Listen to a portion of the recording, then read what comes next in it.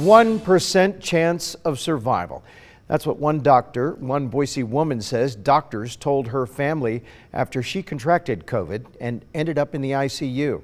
She shared her story with our Shira Matsuzawa. Shira joins us now, and Shira, this woman has a message for everyone watching today, doesn't she?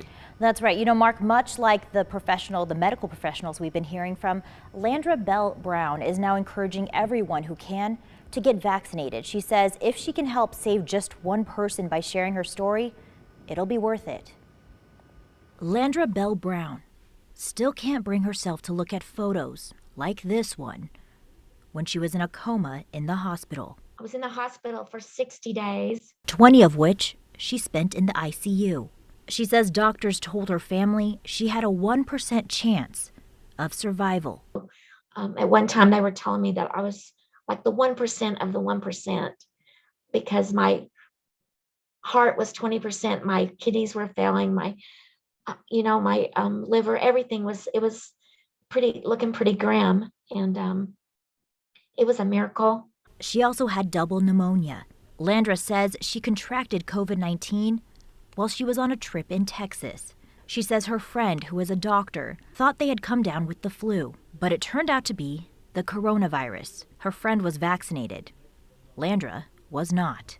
I was one of those people that just thought I probably didn't need it. I was healthy. During her first 5 days in the hospital, I really thought I was going to be okay. But then things took a turn for the worse. And one day, she says, the nurse told her she's being moved to the ICU to be intubated.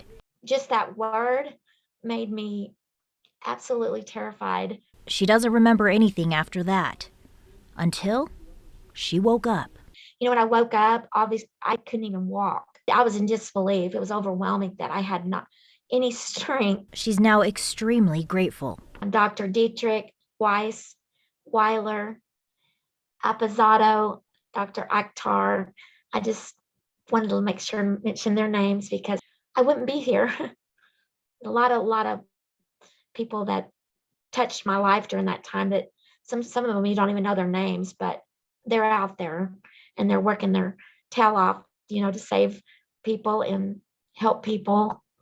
I just feel, that it was in God's plan that I'm here.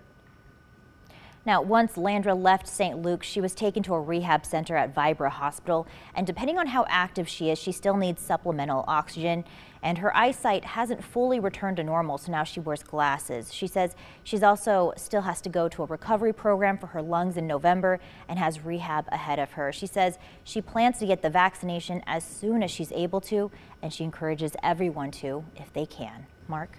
Thank God there are success stories out there, Shira. Thanks for telling us one of them.